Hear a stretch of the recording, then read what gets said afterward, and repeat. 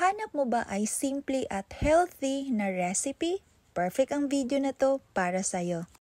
So igisa lang natin ang onion at garlic at sinabay ko na din dito ang luya. Pagkatapos ilagay na din natin ang okra, pati na din ang red bell pepper. Ang paglagay nga pala ng luya ay optional lang po yun.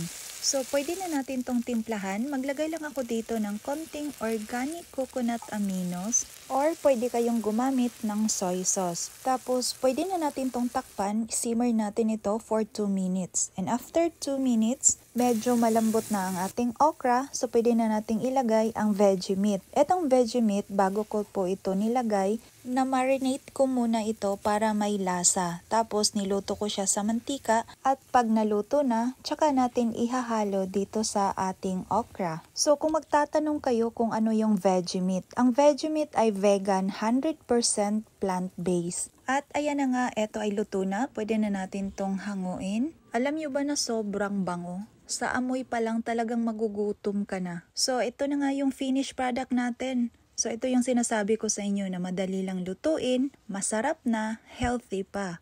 So I hope ay meron kayong bagong natutunan sa ating napakasimpleng recipe. So thank you for watching. Follow and share.